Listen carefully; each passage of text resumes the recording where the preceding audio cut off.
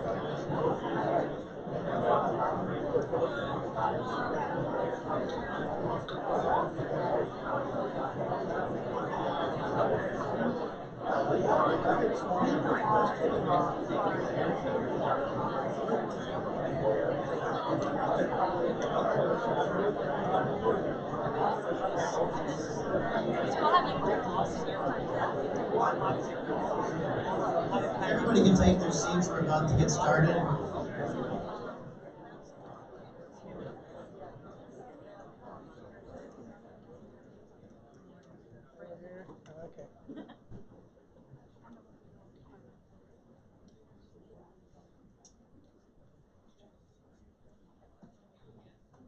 So welcome back. It's my distinct pleasure to introduce our next speaker. Our next speaker is the Vice Chief of Staff, General Stephen W. Wilson. The Vice Chief of Staff presides over the Air Staff and assists the Chief of Staff of the Air Force with the organizing, training, and equipping of 685,000 active duty, Guard, Reserve, and civilian forces serving in the U.S. and overseas.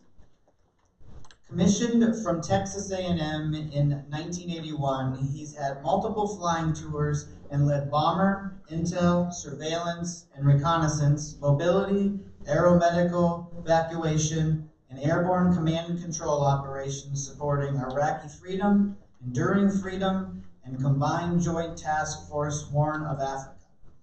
He held numerous command positions, including Joint Functional Component Commander to Global Strike and Air Force Global Strike Command.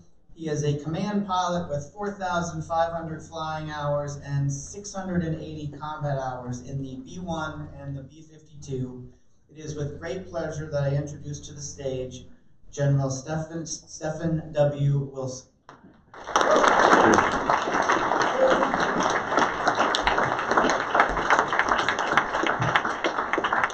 It's really great to be here. You were probably expecting to see the other Wilson. The Wilson is the Rhodes Scholar, Congresswoman, President of the University, and not many others. Unfortunately, the Secretary is testifying literally as we speak in front of Congress today. So it's a great honor that I get to be here for her and the Chief. To those in the room who've did all the work to make this happen, first of all, thank you. We think this pitch day is a great idea. And in my 38 years service, I haven't seen anything like this, where we can be this transparent and this fast and this agile to get Americans' business helping us with some really big problems for national security. Which is kind of, let me focus on, I'll just talk, I think they put the beauty before age speaker, so I'm before Will Roper. Maybe I got that the wrong way around, but I want to focus on three things. Kind of the why, the what, and the who. So why? We want to do business. We want to do business faster. But let me even raise that. Certainly we want to be the partner of choice for our United States Air Force, but it's actually much bigger than that, right? Our why is when we look around the world today, we are in competition. We're in competition with folks that are doing things differently, that want to change. They do have different values, and that's our American competition. They're well-resourced, they're well-funded, they've got speed, they've got an ability to do things sometimes that we can't. But I can attend, we can. But it's going to take all of us together, working together in this competition. And the spirit of it lives in this room. What I would turn around and say is what changes all that is because nothing can beat our entrepreneurial spirit, our passion, the American way of doing business. If we unleash it, if we empower it, there's nothing can stop that. And then the who is, I look around the room and say, the who is you. And in a city like this, it never sleeps. And ideas never rest. That's what we came here to do. And so as I walked in, I was asking Dr. Roper, hey, how was yesterday and how was today? And the amount of folks, I know 51 on contract in a short period of time is just a tip of the iceberg, I think, of what we can do together in this competition that we're all in. And the why for our nation, for the national security needs, the what, so that we can unleash this incredible innovative spirit that exists and the you. So again, thank you all for being part of this. I really look forward to hearing the pitches, and I know you're not here to listen to me talk, but again, tell you thanks for all that you're doing to help our national security arena. Let me turn it over to Dr. Roper here, who's going to really talk to us. Thank you all.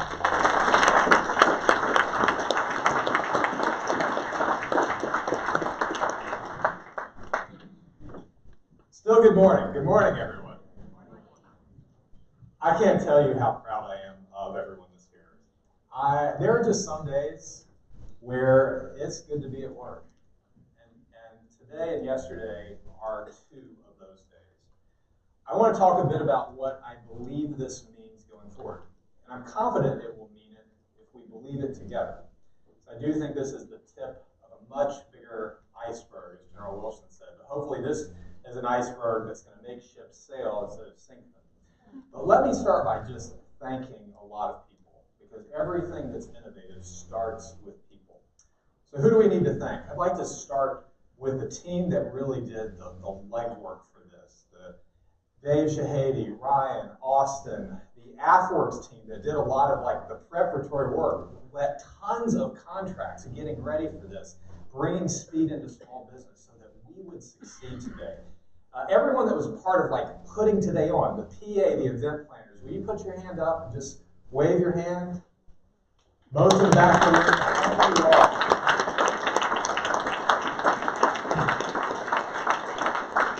Awesome people with a vision can't be stopped. So another group, we've got people from our program offices, our PEOs, who are our source selection team. I've never had industry in the room in a source selection. We set that precedent today. No kidding, real-time acquisition being done. If you're one of those people, put your hand up. Thank you for flexing, folks. Awesome. And the group that I think had to be the most mavericky, since that's a word now, to put this on. And those are our ninjas in contract, right? Yeah. Their ninjutsu is superior. Put your hand up if you're a contracting officer. Yeah.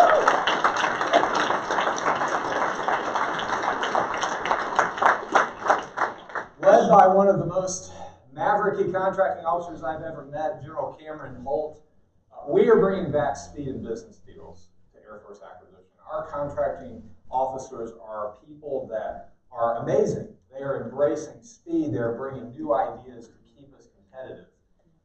To give you a sense of what they did, we think we averaged getting you not just on contract, but paid 15 minutes after your pitch. The fastest we think we did was 3 minutes. World record set for future pitch days, so the bar is high. We believe the best we're aware of before was around 3 months. So stepping back from that, it just really makes you think, what have we thought about this? If 3 months was okay before today and yesterday, what does that say about our thinking about this kind of venture endeavor? I want to give you some thoughts about the past, why we had to change it, and what I would hope for us going into the future. I don't think that the reason we haven't been here has been because we haven't wanted to be. I think that it takes imagination and daring to find a way through the amazingly complicated acquisition and regulatory system that we've been given. I told you if you were here at the kickoff, I believe it weighs 8.5 pounds if you were to print it all and weigh it. So what you experienced yesterday and today runs through that 8.5 pounds of regulation at light speed. That is what the team did. So one of the things we have is an overburdened system that does not value speed. It appears to value money and its due diligence to the minute penny more than time. But I will tell you something that's absolutely true. When you value time and speed, time to market, time to field, you will value money too. Can't be fast over time if you're not careful with how you spend money, if you're not smart. But speed's what matters in today. So we have a system that hasn't valued it. We've had to find a way to hack it, and hopefully we'll work with Congress to improve it. The other thing that hasn't been on our plate is what General Wilson mentioned, is competing, right? It's an awesome Air Force if you're a part of it. If you're not, it is an awesome thing to be asked to join this organization and you step in to shoes that have been creating some of the greatest technologies that the world has seen, producing the best Air Force that the world has. Technology is in our DNA, right? As a young service created in 1947, the Air Force had no history, so its history had to be its future. Whatever was new and cool and daring, push the envelope, find a way to bring it into the fight, keep your advantage. But over the last 2 decades, we haven't had a peer to push us, to challenge us. But we do. And we don't just have peer competitors today that have an alternative view of the way the world should evolve. The pace at which technology changes is fundamentally different. There's no playbook for this. The Cold War playbook that we have, from a generation before doesn't apply. It'd be dangerous to pull it out. The technologies that changed the world were made by the U.S. government, and that's not today. And that's not a bad thing. I think it's awesome that technology generation is now out of governments. We still do great technology ourselves, but there's just so much of it. You all, as early companies with high growth potential, you're generating new ideas, new content. Everyone can generate technology in this ecosystem. That's going to make the world, I hope, a better place. If the angels of our better nature come out, it will. It's an exciting time to think about what AI can do, to think about what synthetic biology can do, quantum systems can do. It's an exciting time to be alive and to care about technology. But you know the flip side. You know why we're here, is that for every opportunity there's a misuse. And there will always be those darker demons of our human spirit that will come out and that will have to be pushed down. Others will have to rise against them.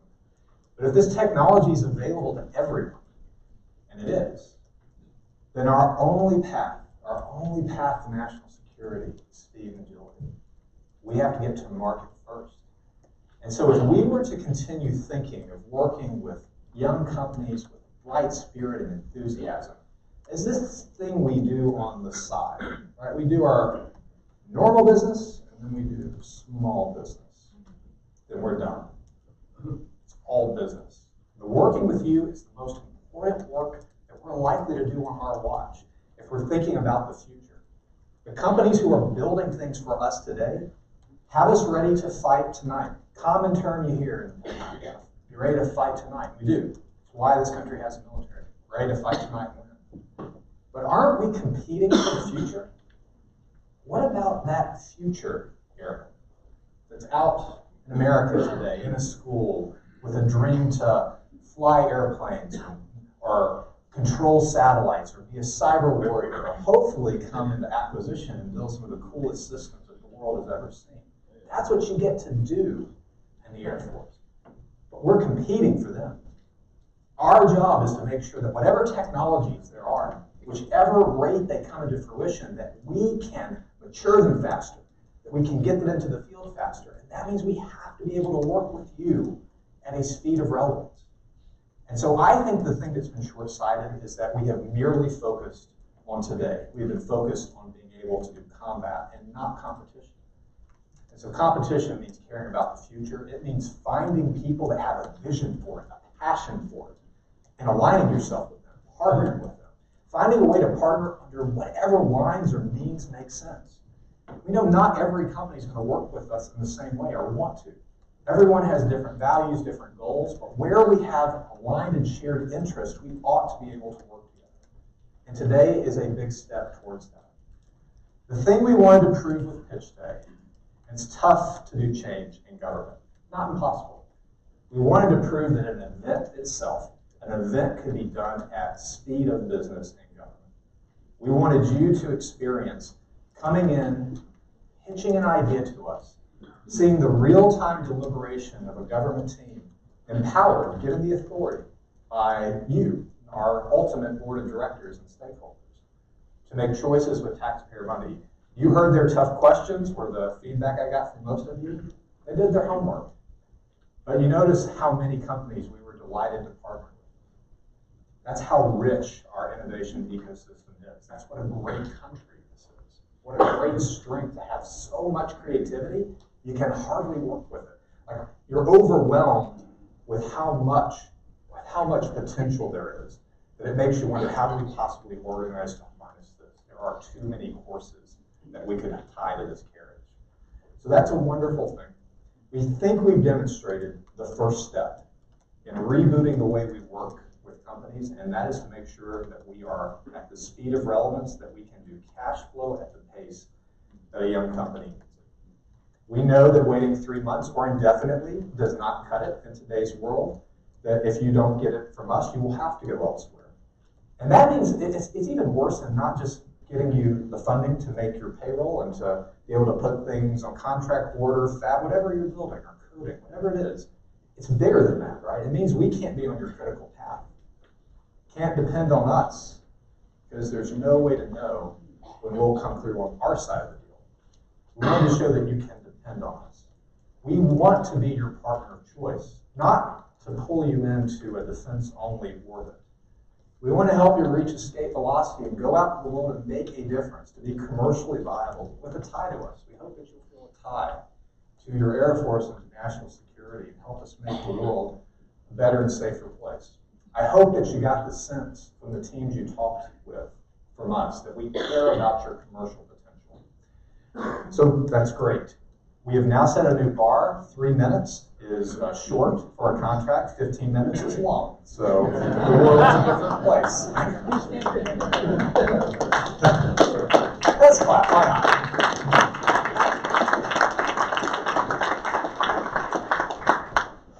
Mission accomplished there. We've got more work to do. And for those of you who went through the pitch process and getting to us, we know it was tough. We know you fought to get to us. We wanted to show that today and yesterday could be easy. So now we've got to work on getting the door open, getting it oiled so it doesn't squeak when we try to open it.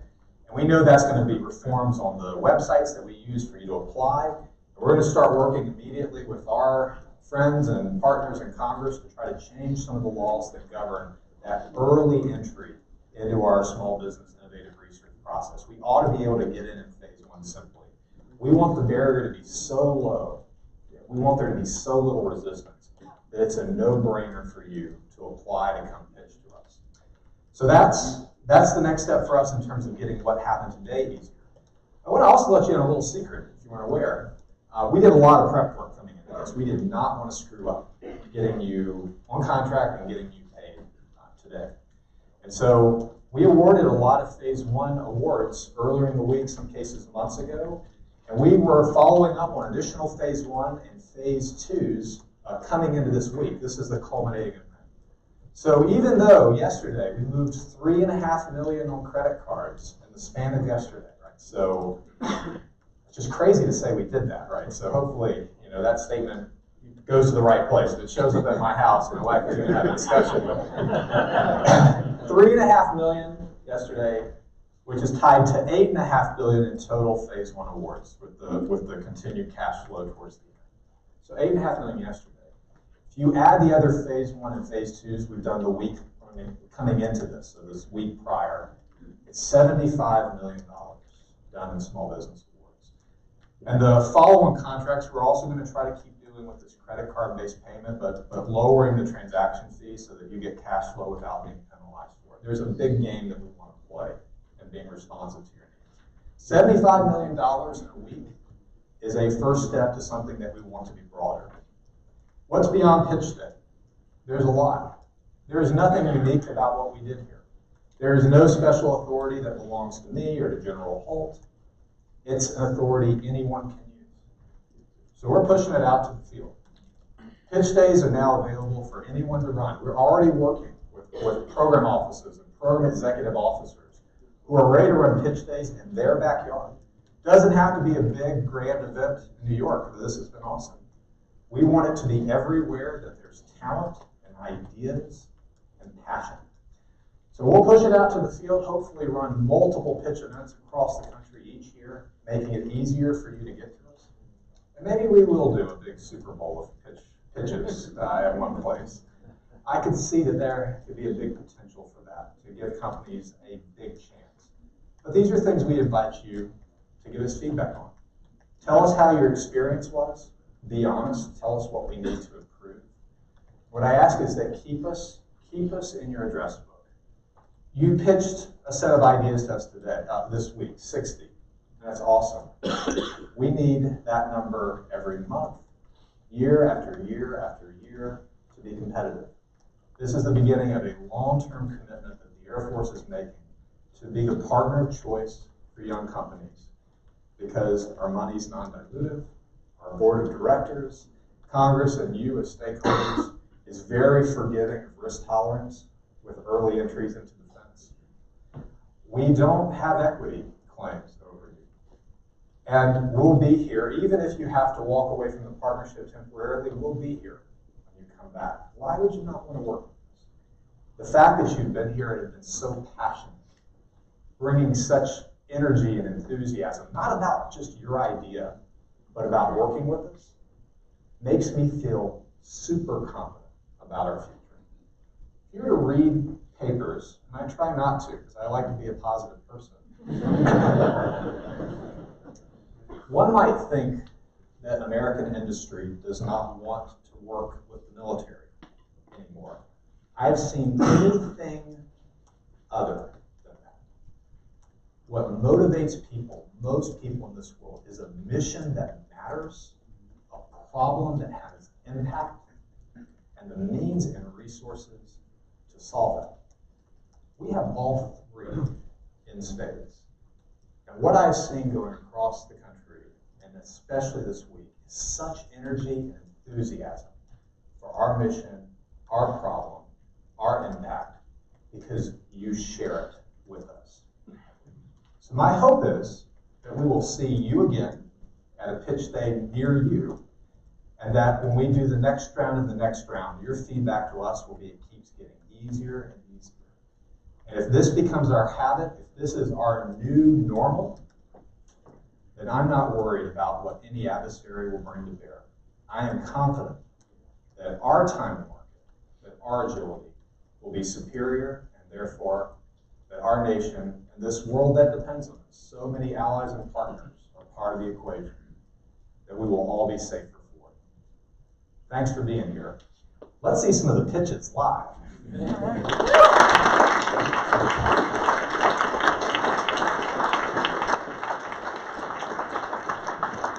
First, I'd like to introduce Brigadier General Michael J. Smith.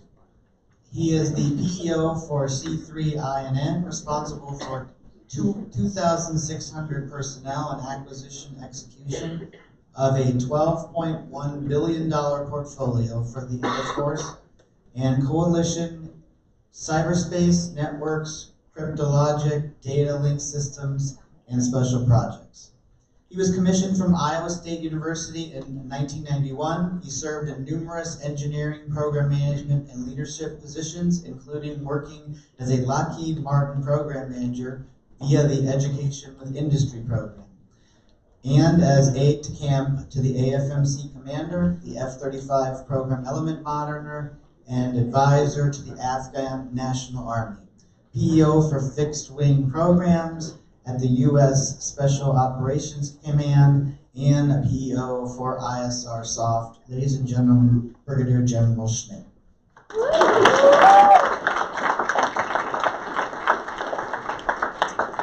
So this is totally awesome.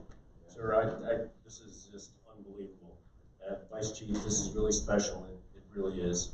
A few months ago, Dr. Roper asked us, some of us, to join in a renewed effort to attract small businesses, to attract startups, those kind of people. And C3 and I said yes, and I'm very proud to be here with some of my fellow PEOs, Mr. Word and Colonel White. I want to thank Dr. Roper, General Holt. Thank you so much, Mr. Shahady, and all that were involved in Pitch Day. It was huge. I want to especially thank my C3INN team. They have just done a fantastic job, and honestly, Vice Chief, it is the most junior members of my C3INN team that really made this happen. I'm just very proud of all of you.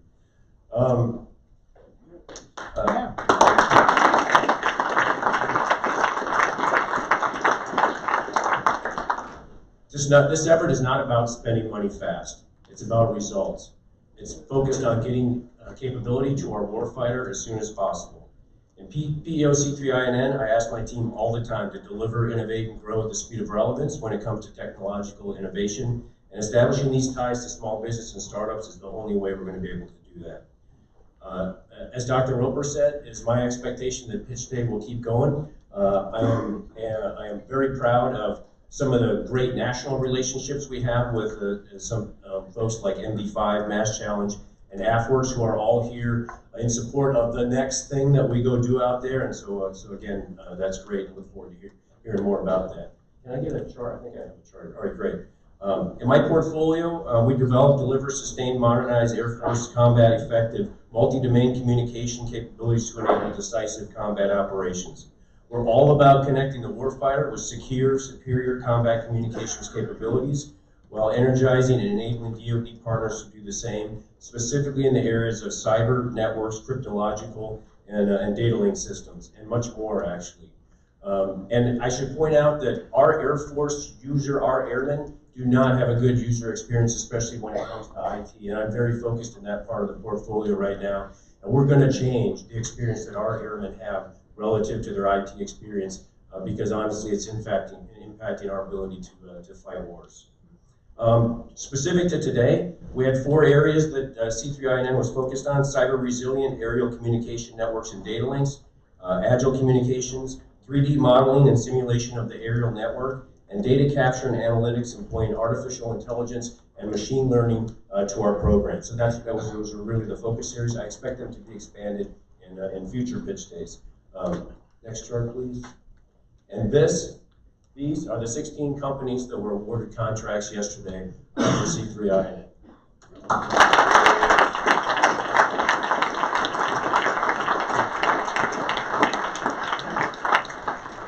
Now the hard part was Dr. Roper asked us each to choose one company to come up and give a pitch today, and honestly, every one of those 16 companies would have done a tremendous job.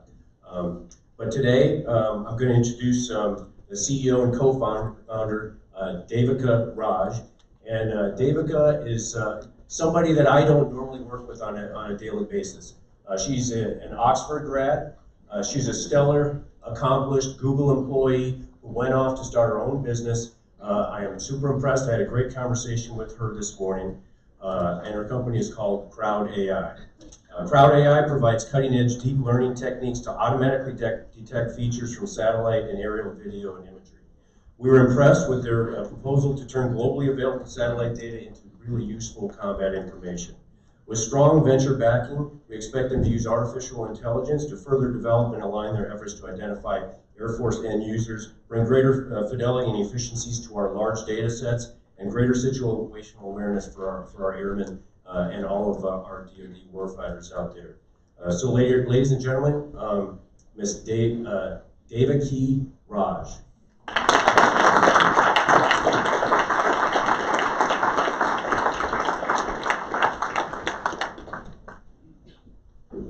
Thank you so much for that introduction. My name is Devika Raj. I'm the CEO and co-founder of Crowd AI, and my colleague Cliff Massey's in the back, so feel free to talk to us after this. What we do is we build advanced AI solutions to solve large-scale geospatial monitoring and tracking. Ultimately, what we want to do is make sure the time to make command decisions is faster. You know, the Air Force has access to a lot of data, both commercial as well as US government satellite data. But the thing is, it takes crowds of analysts to go through that imagery. And that's where our AI comes in. So currently, we work with many commercial customers. We believe that we have built a commercially viable solution that can be tailored to meet the Air Force's needs. What makes us different from other AI solutions on the market out there is that we focus on creating deep learning techniques such as image segmentation. So what does that mean? We're able to classify every pixel in an image to extract the target footprint or object footprint.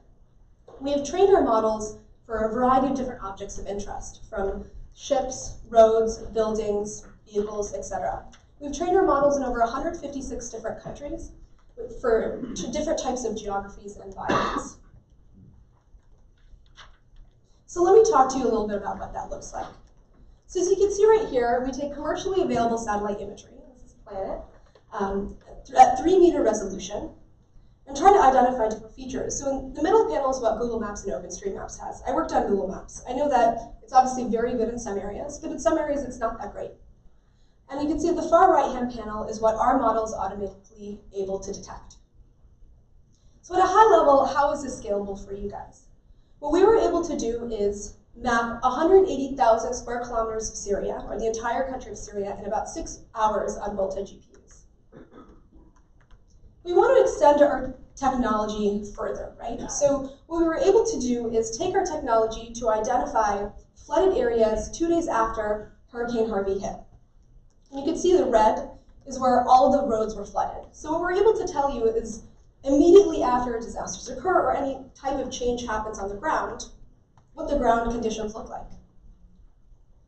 Where our models really shine is examples such as this. So not only are we able to detect all of the buildings, but we're also able to detect buildings that have changed. So perhaps there was an extension to a building, or as you can see, an edge of the building has been destroyed. In this case, this was after bombings in Aleppo, Syria.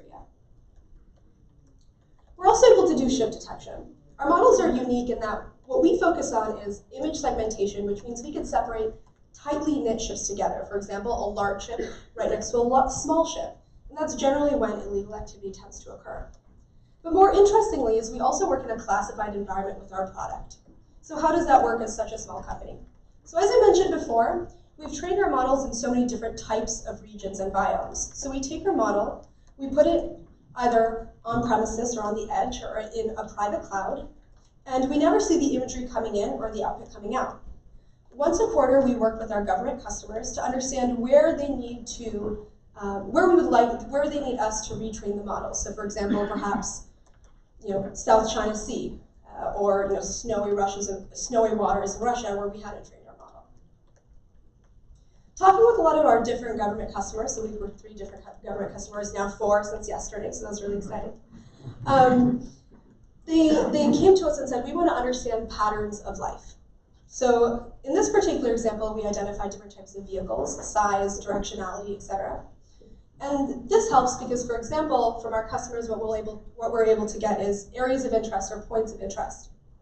And then we're able to track those points of interest to identify if, on average, this particular building has 2 to 3 vehicles in front of it, but sometimes, perhaps, that week they had only 2 to 3 buildings. So a little bit about our team. So we're a team of 8 out of San Francisco, quite small, but we have the best of the best deep learning talent on computer vision deep learning from the industry, from Google, OpenAI, IBM Watson, University of Oxford. And in terms of commercialization, we have had quite a bit of success on the commercial side of our technology, working with insurance companies, mapping, navigation, utilities companies. So fundamentally, why we think that we would be a really good partner for the Air Force is because not only do we have commercial customers, we have different US government customers, and so we spread the R&D costs across multiple different customers. We have strong venture backing. We raised $2.6 million after graduating from the prestigious Y Combinator Accelerator. So now that we were awarded the phase 1 SBIR, we're The next step or phase in what we're doing is identifying our end users in the Air Force. So we have started conversations with the space-based infrared team, the GPS team, and of course the C3INN. Once we're able to do that, we're going to put together product demos for specific objects and areas of interest. And then once we're able to do that, we're going to be starting to put together phase 2 outlines. So again, it's been an honor to present to you, and also thank you for giving us the time and opportunity to speak one-on-one with the end users of our product. And we're really excited to be on this journey. And thank you again, Dr. Wilroper. I mentioned before, but the process that we're on right now is much faster than even any of our commercial customers. So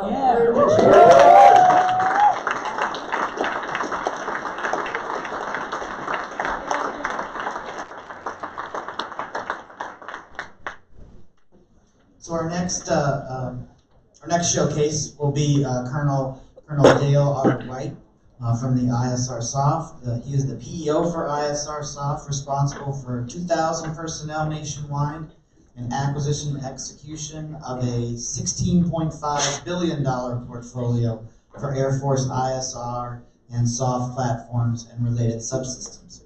He was commissioned from Texas Christian University in 1997. A career acquisition officer, his careers has included a wide variety of scientific acquisition and operational planning assignments, including space, cyber, and aircraft systems. His assignments included the Air Force Research Laboratory, Space and Missile Center, Big Safari Systems Group, and Air Force Rapid Capabilities Office.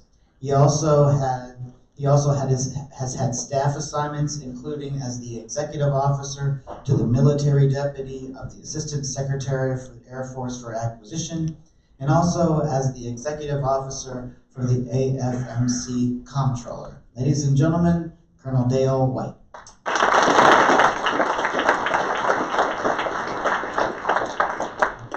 Dr. Roper, General Wilson, General Holt, thank you. This is absolutely awesome. Last time we had the social, I think many of you were there, and the quote of the day for me was literally someone said this: it is quicker to get an Air Force contract than it is to get a beer in New York City. That actually happened.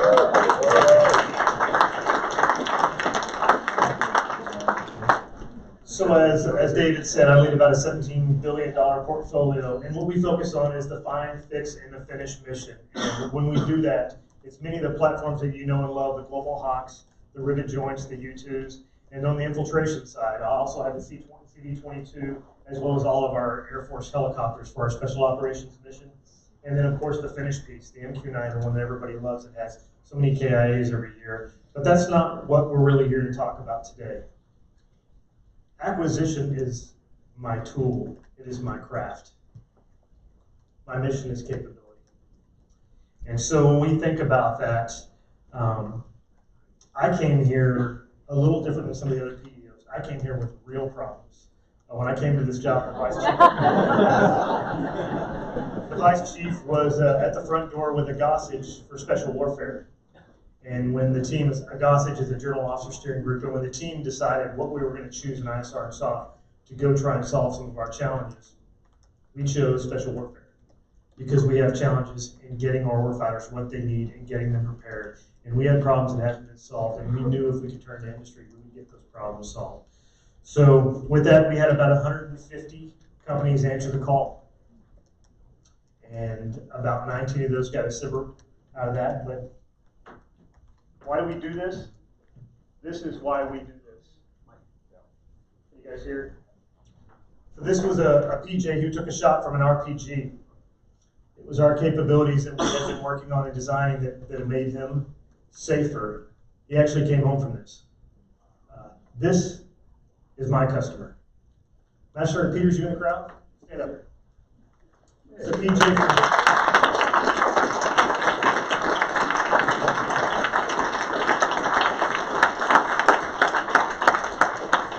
He works with the guy wearing this gear, but he's a PJ of the 48th Rescue Squadron. That is my customer. And so when we came here with some true challenges, and we had 19 companies that truly, deservedly got SIBR ones. SIBR phase ones. Here's a list of our partners here. Big round of applause. They did an awesome job.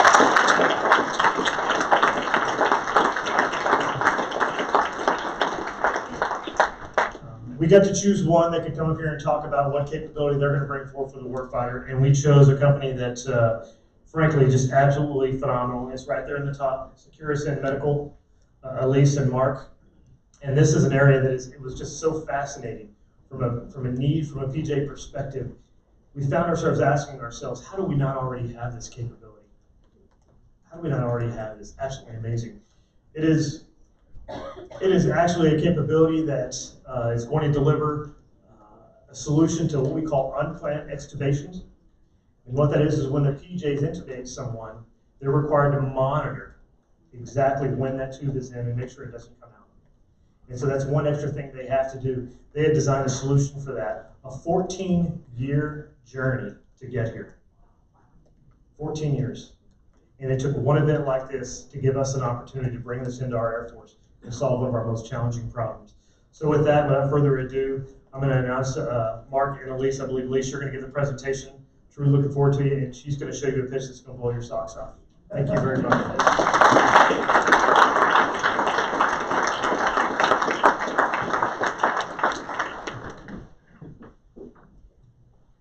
Good afternoon. I'm Elise Blazevich, co-founder of Securus and Medical. This is Drew. He tragically lost his life at 13, not from the minor head injury he experienced, but from a preventable complication of managing his airway. Drew's life-sustaining breathing tube was accidentally removed during transport to a higher level of care. This common and costly problem, called unplanned extubation, occurs when a patient or other external force pulls an inadequately stabilized breathing tube out of the airway. Every year in the civilian sector alone, 121,000 patients suffer, 33,000 patients die, and $4.9 billion is wasted due to this preventable complication. In the austere conditions of combat casualty care, if you don't have an airway, you don't have a patient. A single unplanned extubation leading to the preventable death of one sailor, soldier, airman, or Marine is one too many. That's why our goal is to eliminate unplanned extubation completely. Today, warfighters only have two inadequate options, tape or a commercial tube holder. Even in the most controlled environments, both approaches of gripping a smooth, slippery plastic tube don't work, and they never have. Our military personnel don't fail at their missions, and neither should their medical equipment. That's why we invented Solidarity, the world's first and only integrated tube securement system, designed for dependability from the point of injury to the operating room. As evidenced by exhaustive development and testing, Solidarity's interlocking restraint system prevents clinically significant movement against greater force. Actually, according to research done by University of Colorado biomedical engineers, 7 times more force than the leading competition. At an average of 124 pounds, that's strong. Solidarity fills an unmet need across the entire military continuum of care, especially in austere evacuation and transport conditions where the risk of losing an airway and casualty is much higher. With Solidarity, a PJ who's triaging several critically injured warfighters can set the airway and forget it. And that's not all. We're working on other much needed applications of our integrated securement technology, including a lighter, more compact version of Solidarity for special operations, as well as a fast, simple way to effectively secure cricothyrotomy and chest tubes. A successful Phase 1 contract will result in collaboration with multiple Air Force end users to optimize the design, packaging, and kitting of Solidarity for their unique, challenging missions. a Phase 2 effort could immediately deliver a life-saving product to Air Force users for tests at bases around the globe. The company anticipates FDA clearance in September this year, with the post-market clinical study and limited market release to immediately follow. We have the right team to execute the plan. As co-founder, I've led the company from concept to market ready, and our team has a proven track record of success in leading national healthcare organizations such as American Medical Response, Medtronic, and Physio-Control. We also have a robust network of advisors who have launched numerous emerging technologies, therapies, and services to both federal and civilian institutions. And we've also got the right partners to help. Solidarity is manufactured today by 2 domestic suppliers, each with 50 years of experience in similar devices. Also, Panakia, a worldwide medical distributor who's helping the military lead the way in saving lives, has expressed a significant interest in adding Solidarity to their portfolio. Statistically speaking, during our brief time together today, another life has been lost to unplanned extubation, perhaps even that of a U.S. warfighter in harm's way, or one of their family members back at home like Drew. With your support, Securison will lead the fight to ending these tragedies in both military and civilian communities. Thank you.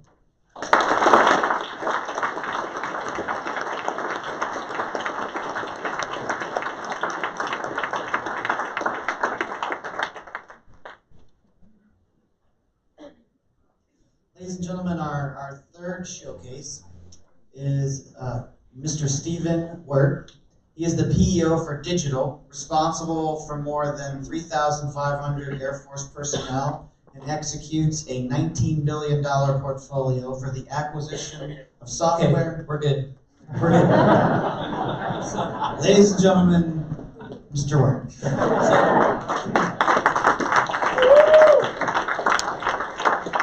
We need the timer on that too. So, a few brief remarks. I'm PE for Digital. I have a broad portfolio of programs. Probably the most common thread through them is command and control, lots of software. But if you can imagine it, it might probably be in my portfolio. The significance of this event to me is if he had read that whole bio, you'd have figured out that I am very expert in the traditional acquisition process, which does not serve us well. And over the past few years, I'm doing my best to blow it up through agile software development, special authorities that Dr. Roper has highlighted for us, rapid prototyping. We have a lot of good ideas inside the Air Force, but they tend to be things that improve our efficiency or marginally increase our capabilities. It's events like this, coupled with things like rapid prototyping in the future, that really will allow us to leap forward. So I'm very excited. Thank you very much, Vice Chief Dr. Roper. This is great, and General Holt. So that these, if we get the chart up, these are the 16 companies that we made awards to yesterday, and we're really excited about it. The company we want to showcase is Console Systems. Their solution monitors all networked non-end user computing devices to improve cyber security for any Internet of Thing or physical system connected to complex operating environments. Please help me welcome David Gorley, CTO of Console Systems.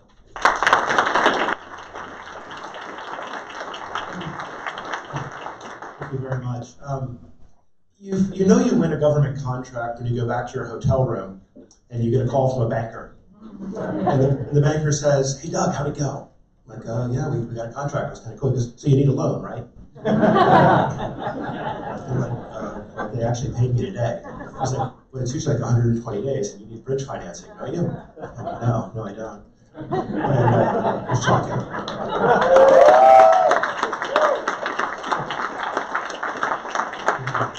It actually gets slightly worse. I went surfing on Google last night to book my flight home, and there was an ad that pops up, and the ad was for GAO protest insurance.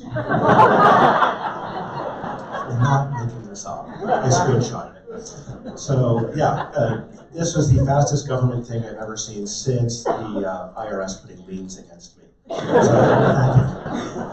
you. So yeah, we do IoT stuff, right? Like, okay, what is this IoT thing? It's another buzzword. Yes, it's the future, right? It's sensor networks that are deployed everywhere. These are your Ring sensors at your doorbell at home, your new webcam. It's the future. It's the future gateway into your network and backdoor into owning all of your assets. It's the future data exfiltration path. It's the future DDoS attack generated by the Mariah attack, which literally you can download off Reddit if you want to get the code. And you can exfiltrate it to S3 on Amazon, which looks just like part of your Jedi infrastructure. So great job. It's also coffee machines. Right, so I used to joke like, I was commissioned in 1994, and we're here to support and defend the Constitution of the United States of America. Well, we're here to support and defend the caffeination of the airmen and other DoD personnel. It's required. It is how the Department of Defense runs. But you look at this coffee machine, it makes a little bit of very high, he's making a joke about coffee machines. What does it have in common? It is an IoT class device. It's purpose-built by the lowest bidder. It's not designed for scale, it's not designed for security, it has no signature signed software. The default passwords tend to be admin, admin, or password, password, and most people leave that as the default. That's what's up and running in the majority of networks. In fact, there was a study, so by the way, what else looks like these devices? ISR systems, AWACS, JSTARS, building control systems. GAO did a study released 2 months ago, where between 2012 and 2017, mission-critical cyber vulnerabilities in weapon systems with simple tools and techniques, literally default passwords or no passwords, on fire control systems, on targeting systems. I was on board Navy ships recently, and literally there are hundreds and thousands of sensors feeding into Ethernet switches connected back to networks that you can plug things into.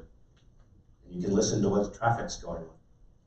How do we secure those environments? That was the problem we set out for.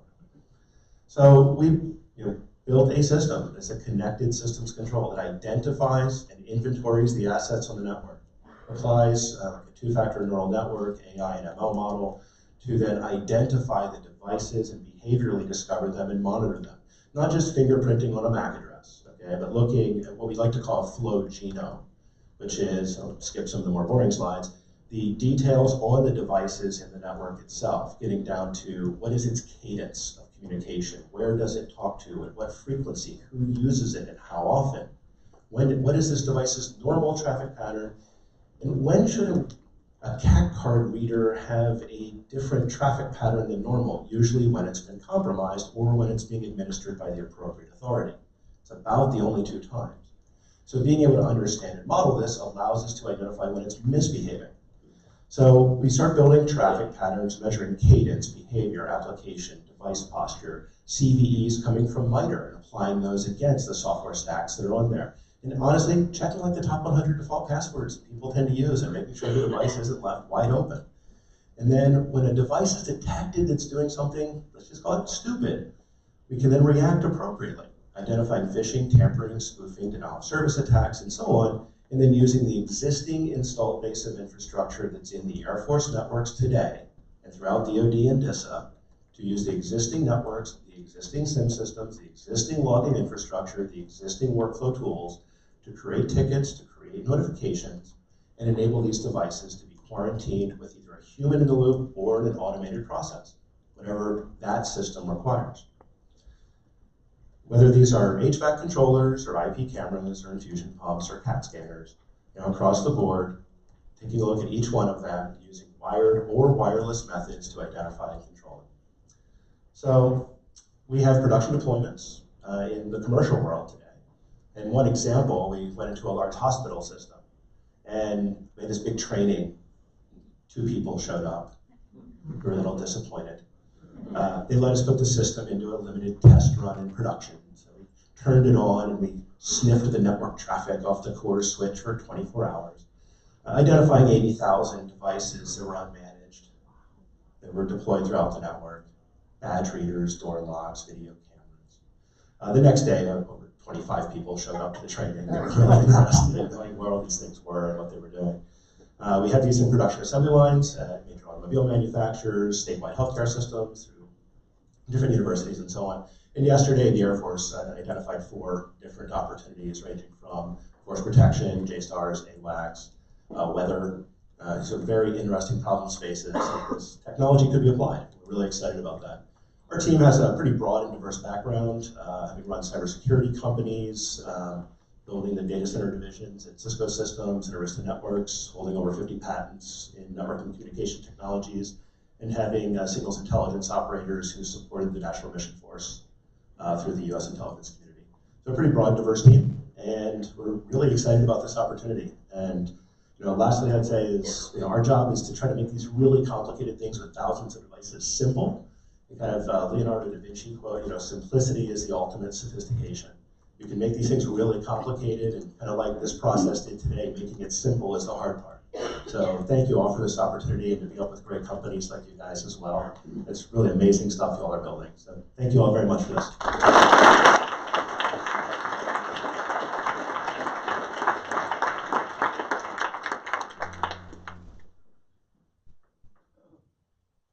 So as Dr. Roper mentioned, there is many heroes, but the real hero of today that changes us from everything is Air Force contracting. So it's my indeed pleasure to introduce to the stage the Deputy Assistant Secretary for Contracting, Major General Cameron Holt.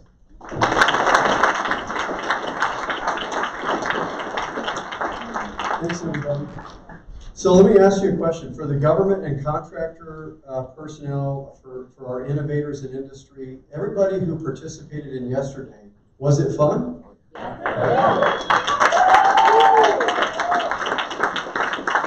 It was fun for me. It was like contingency contracting applied to systems contracting, except you're not getting shot at and you're in the Marriott Marquis in the Times Square. Other than that, it was great. In fact, we had to actually have the U.S. Bank rep. Is Scott here? Raise your hand. We had the U.S. Bank rep here, and I'm really appreciative that we did, because we had to shut down U.S. Bank's fraud detection software completely yesterday, as it was getting us a lot of repeats. I don't know why they were bothered by some young lady spending $50,000 at a pop in Times Square. I don't know why that bothered them at all. I do want to start by thanking Dr. Roper. It's not just his vision that got us to where we are right now, but it's also his confidence in the capabilities of his people, and that really makes a difference. So, sir, I want to thank you for your leadership and support.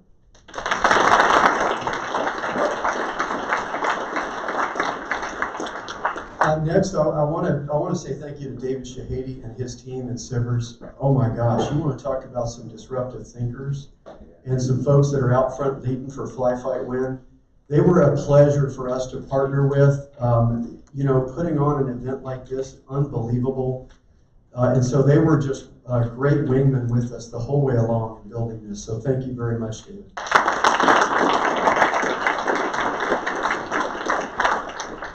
So I also want to extend some gratitude. You heard from them already, but I tell you what, we have the dream team of program executive officers in the Air Force today. And we have 3 of our most talented and innovative program executive officers sitting up here leading the charge.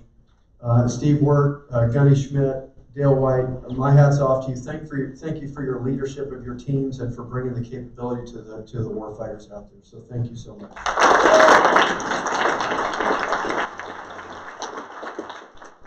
And last but certainly not least, I want to thank the companies that have decided to partner with us and join us in Fly Fight Win. I'll tell you what, I was in and out of the rooms yesterday, and of course I was kind of staying close to the contracting side to make sure everything was going well there. But I'll tell you, the edginess and the excitement in these contractors and these venture firms that we're partnering with, and the ideas that you're bringing to the table to help us, I just could not be more excited.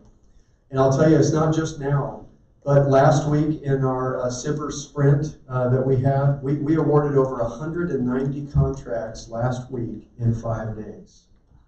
Unbelievable. And then today, or yesterday in pitch day, we awarded dozens more. in one day with a one-page contract and Billy Mitchell's credit card. So thank you for all of you for partnering with us. I appreciate it.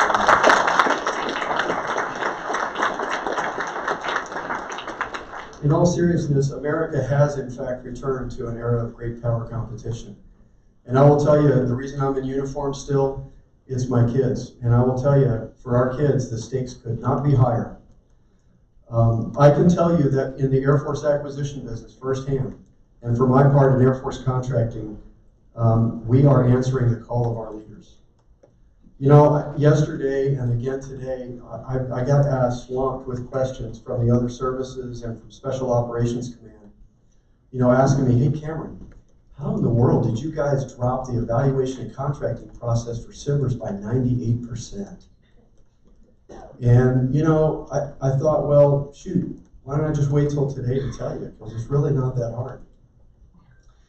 And so I will tell you, ladies and gentlemen, the disruptive transformation in the contracting processes that you saw that underpin Air Force Pitch Day and will soon underpin a number of other processes, not just for SBIRs, but for other authorities as well, as we get this kind of capability out to the tactical edge for all of our program executive officers to use, for all of our MAGCOM commanders to use, and then really to generate that strong partnership with industry. It did not take a single statutory change or a single regulatory change. And it is part of a much broader set of innovations in Air Force contracting that I call mission-focused business leadership. So this is the tip of the iceberg.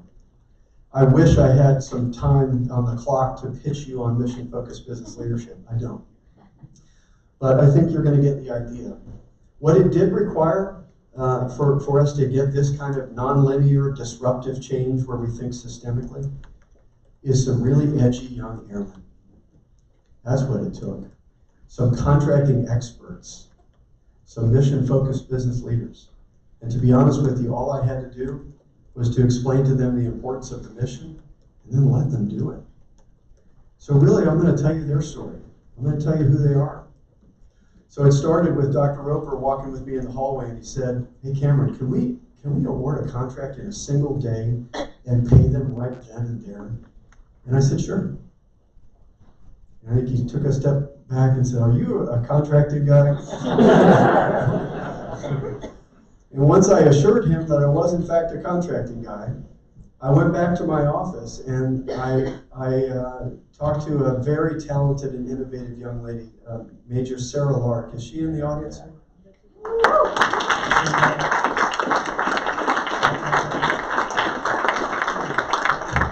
I asked that young major who I first met on the battlefield in Afghanistan, I knew she had the innovation and the talent to do this, and I asked her to lead this for Air Force contracting.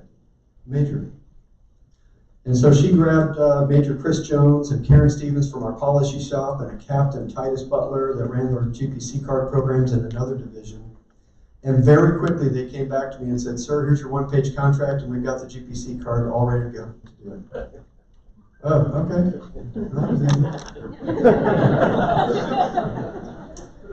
But they did not stop there. And this is who we get to lead. They did not stop there because they knew that this was not just a stunt. And so they reached out to the broader Air Force contracting community, mission-focused business leaders across the country. And they asked them to take a look at the SBIRs contracting award process. And the Air Force Installation Contracting Agency in San Antonio answered the call. And they said, hey, you know, normally they do operational contracting. They said, we'll take a look at it. We've got experts everywhere you look. And so Lieutenant Colonel Jorge Manresa, a reservist, yeah, go give it up.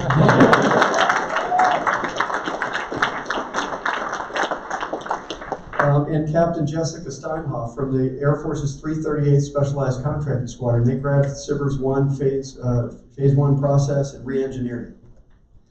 And then at Air Force research laboratories across the country, we had a group of contracting professionals there, Brittany Butler, Mike Wofsig, Michelle Tripp, and John McCandy.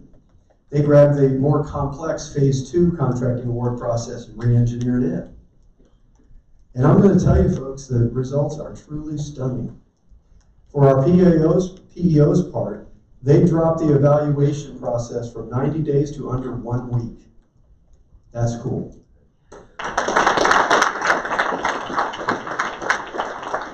And then for the contracting process, something that took traditionally about 90 days, last week took 5 days. At Air Force Pitch Day, 1 day. 90 days to 1. Not bad. And for the payment timeline, it was taken 97 days for our industry partners, our startup industry partners, to get their first paycheck from the United States Air Force. That is way too long to move at the kind of speed that we need to move at. And I'm proud to tell you, it's 1 day.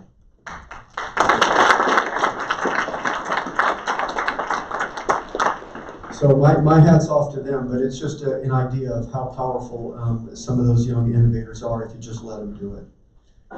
So the National Defense Strategy tells us that technological advantage depends on a healthy and secure national security innovation base. That's true. That's true, but I want to tell you guys, this is not new for the United States Air Force. This is actually part of our heritage. This is how we were born. We're the Air Force of Hap Arnold, of Billy Mitchell, of Claire Chennault, of Jimmy Doolittle, and others. Every one of those airmen were disruptive thinkers. They were critical thinkers, and they teamed with the most innovative minds that industry has to offer to make the Air Force the #1 Air Force in the world and push the capabilities way beyond what our adversaries can keep up with. And I will tell you that the last couple of decades, and I've got the battle scars to tell you, worn a few rounds of body armor myself. The last couple of decades of conflict have been serious, but they've been ground-centric. And I will tell you, as we enter this new focus on great power competition, the stakes couldn't be higher, as I said before, and we must dominate in airspace and cyberspace. We absolutely have to. We have to. And that's what you see today. So we sit here at Air Force Pitch Day, in the middle of Times Square, in the middle of New York City. And I will tell you, this is the epicenter of disruptive change in the Air Force acquisition business. And we are not done. The Air Force is back, and we are open for business.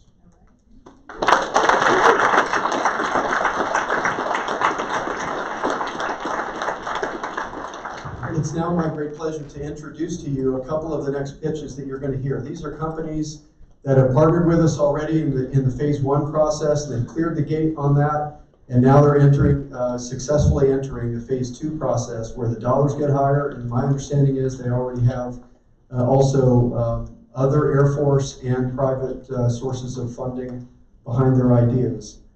And so we have Miles Sackler, the Director of Customer Engineering from HiveMapper.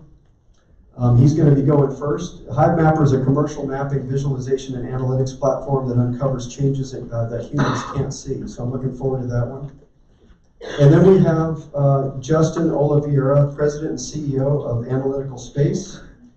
Analytical Space is launching a low Earth orbit-based hybrid RF optical data relay network to augment satellite communications capabilities. And if you think it's easy for a contracting guy to say that, you are wrong about that. But without further ado, let's welcome Mr. Sackler to the stage. Thank you very much. Thank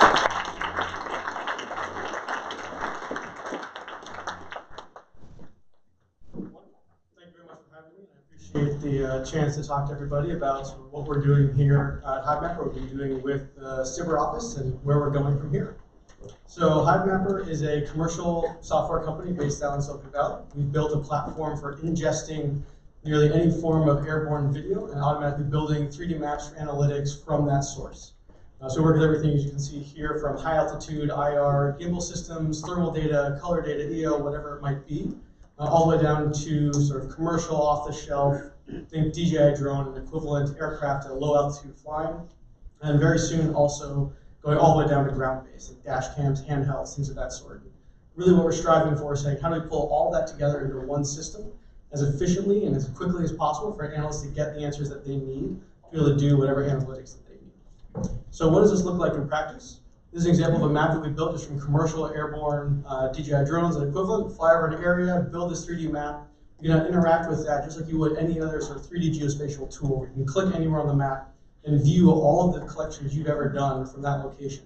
They're indexed, they're linked. You can click on any point in the world and see and tag within those videos exactly what your collection is seeing at that point in time. So again, very quickly opening up all the data that's locked away in these videos, making them available to an analyst and not have to sit there and comb through file after file or server after server of collection and pulling all of that together. You'll hear me say that over and over again. We want to be merging all that data into one place. Now, once we've built that map and you start recollecting over these different aircraft, we want to be able to tell you how the world is evolving.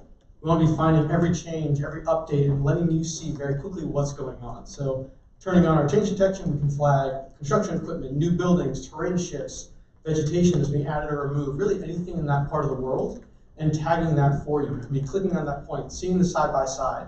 And really what's important to see here is we're trying to unlock the idea of saying different collections should play together. So if you look at these two screenshots, for instance, you can see you've got different angles, different color balances, different shadows and time of day, but still doing change detection across those different collections. It shouldn't matter whether you're flying a DJI drone at noon and a Predator at 5 p.m. on a different day and a cloudy day and different weather patterns. You should still be able to pull that data all together. And that's really what we've kind of pushed to drive and pushed to build and be able to supply to both our commercial and government customers as well. And again, really mix and match this. You can see here we're comparing a 4K RGB collection from about 300 feet altitude against a 720p IR collection at 8,000 feet. It shouldn't matter. That data should be feeding together in a centralized place and break apart the data silos that are these different collections and open them up. Now, again, we don't want to just limit ourselves to video. Pulling in things like LiDAR as well is essential because there's tons of collections going on across all of your organization, whether it be EO, IR, or LiDAR. And pulling all that in one centralized platform, doing change detection across those different pieces. And so here we're seeing change detection from a EO color collection against LiDAR data that's 8 years older than the actual EO collection, but still seeing how those evolving parts of the world, in this case terrain, and some oil and gas silos where the lids are floating up and down. We'll be pulling that up to let you see it. This is really actually the example that pushed a lot of our also disaster response work, where after the fires in Santa Rosa in 2017, so 2 years ago, on the left is what you'll see if you go to Google Maps today. Satellite imagery just can't keep up at the rate that we need it, versus on the right is a 3D map that we can build from simply 10-minute flyover. One flyby, orbit, lawnmower, whatever flight pattern you want, can build this data very, very quickly for you to be able to respond to whatever you need for operations planning, disaster response, general analytics, whatever you need to do, and access all of that data. Now, to be able to do everything we've seen here today, you have to be able to do what's called geo-registration. You've got an aircraft flying around, pulling back some video. I need to not just be able to build that 3D model, but I need to know where it is in the world, how to scale it, how to angle it, and then how to stitch it into all the other data we have in that region. So on the left is what you get if you use just the GPS metadata coming off that aircraft. Fundamentally, if people are familiar with it, most GPS metadata, whether it's from a commercial drone or a DoD gimbal system, whatever it is, you get a lot of float, you get a lot of inaccuracies in that data, and it's not accurate enough very often to do high precision mapping.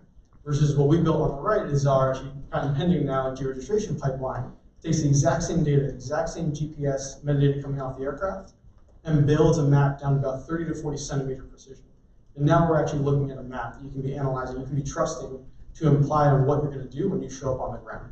And a new piece that we built just last year is the ability to do all this with no metadata. So you can take a video that you just found online, you found it on a hard drive, you have no information of the date, the camera, the altitudes, how you're flying, and just put a pin on a rough location in the world where you think that video is. And this one will hunt 3.5 mile square area and find where that is for you, and stitch it in and still give you that high precision map. So again, really trying to pull all this data together into one place. So all that you've seen so far is already what our platform is today. That's our commercial platform. That's what we came into our SBIR Phase 1, sort of presenting and saying, this is what we want to build from. This is our ground to go up with everyone in the Air Force and beyond. And this is where we're going now for the next 12 months as part of our Phase 2 in partnership with both the Air Force and our other government customers. So object segmentation, how do we tell you what these objects are in the world?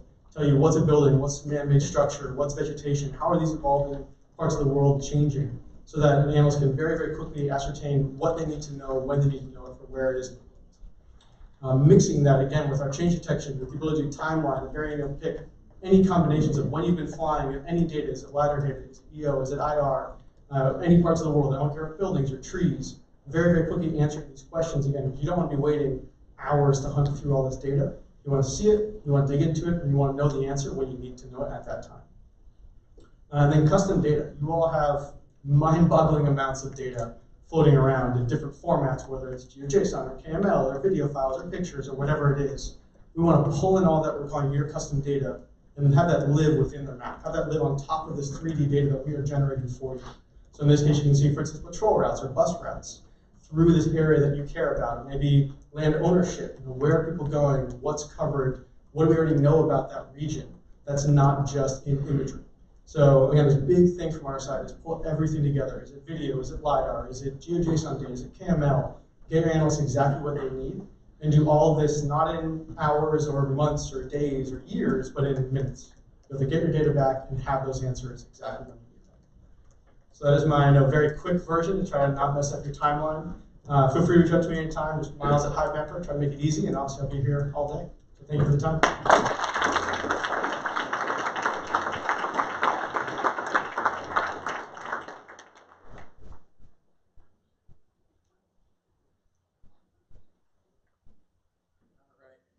Again, I'm Justin Olivera, Analytical Space. It's really my pleasure to be here today and talk about our AppWorks experience. Sort of first up, what I really wanted to do today was, rather than, I can talk about my company all day long for hours, but we really wanted to kind of give you a little bit of a glimpse into what it was like to go through AppWorks as a phase 1 company, and then kind of give you a sense of what's ahead. First off, Analytical Spaces, as mentioned earlier, we're really building a data relay network for really aimed at remote sensing satellites. We want to be the sort of the cell tower in space for imaging satellites. We like to point it as enabling fast pixels and really blowing open throughput for these new sensing platforms like hyperspectral imaging, synthetic aperture radar, applications like that. Is there a clicker here for?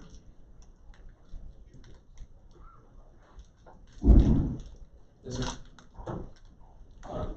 Perfect. First off, AppWorks is an absolutely fantastic program. As I mentioned, we just finished our phase 1 just recently. We started in the fall. We're a VC-backed company. We're about 3 years old. Actually, today is our 3-year anniversary as a company. So thank you. It's been a fantastic journey. What was really fun about the AppWorks experience, and really kind of highlights, I think, the 2 best points. There's a lot of great elements to the AppWorks program, but really 2 reasons in particular that are such a great fit for our company was the focus on dual purpose, and then the second is the focus on later stage technology and products. The first part, the dual use, it's great. We're all building great products. We're building great companies, great services. It's amazing to have another partner at the table to build your business with, and I think that's what's the first great part about the AppWorks opportunity. The second is this focus on later stage technology. I'm a former technologist by background, and so to have somebody at the table when you're at that sort of mid-tier stage, to be a partner, driving product requirements, someone who can augment your commercial customers is really a precious opportunity, and it's something to definitely leverage and take advantage of. What I wanted to kind of walk you through is, what does it look like to go through this phase 1? It's very fast paced, so that's the first thing to really get across. Is the period of performance is incredibly fast. So time is really of the essence to really hit the ground running, and we're really blessed at our company to have a fantastic advisory board and a really deep network, but that's really that first month is we worked really hard, leveraged our network, hit the street really hard, networking, talking with people, trying to find that crack in the seam into the organization. And then once you start meeting with people, what you'll find is the Air Force is a fantastic organization. People are really willing to talk with you and give you their time and really help you be successful to find where your product or your service is going to really help fit in really well.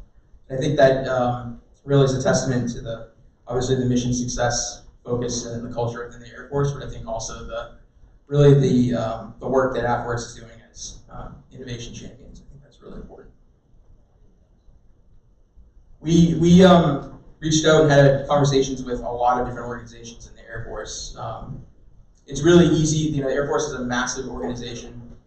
Everybody can kind of understand that, but it's really easy to get lost as you reach out and you start to understand what my company's doing, where does it fit in.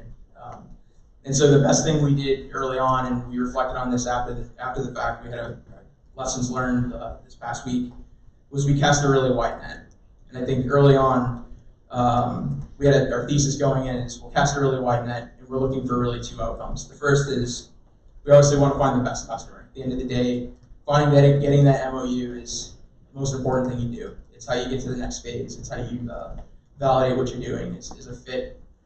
But the second for us was also building up our kind of Air Force acumen and understanding how the organization is laid out and kind of building that compass so that we go to work during phase 2, we really are enabled, we understand the organization better than when we started, and we have a bit of more of appreciation for how to be effective. So I think that's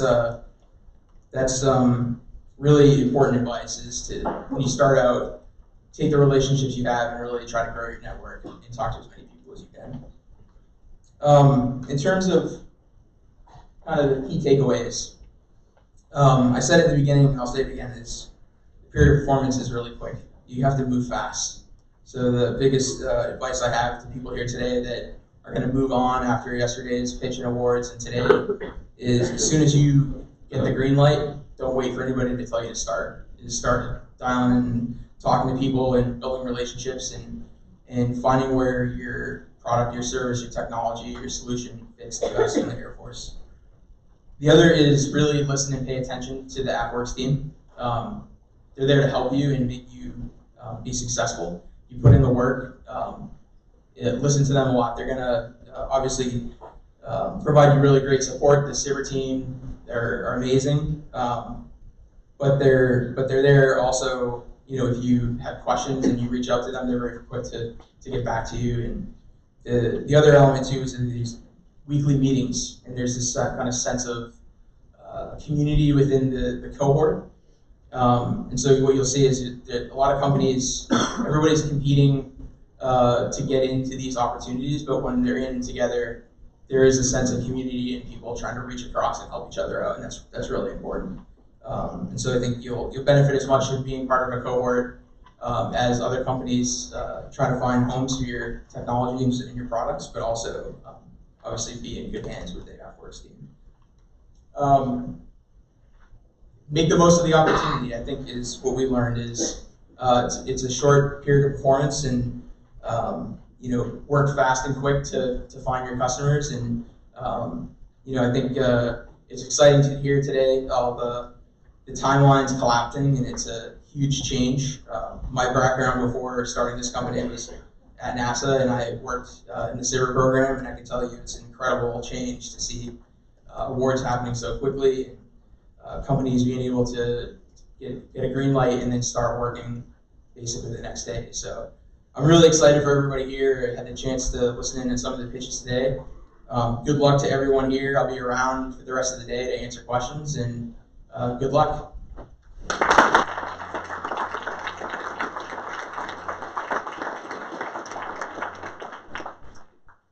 So I hope you've enjoyed this portion of the event, this I guess I'd call it a halftime show. But there's still more to come. We have the second half, or actually there's two more groups of pitches that are being done by the various organizations. So there's going to be some great opportunities to see that. Please, enjoy and get involved in that. But before we go, I wanted to, we've said a lot of thank yous. I just want to say one more, emphasize one more thank you. And that's again to Dr. Roper. I have been told by many people that I'm a very, very fast mover and that I do a lot of things and that I outrun my team a lot. My team constantly says that. And they found immense joy in the fact that there was an individual that could outrun me and that I was struggling to keep up with his pace and vision. But I have never experienced a leader who gave as much latitude as you have, sir, and I really, truly appreciate it, and I've learned a lot. So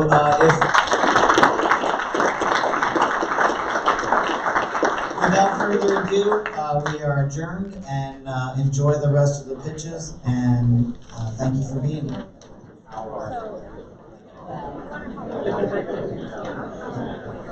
So,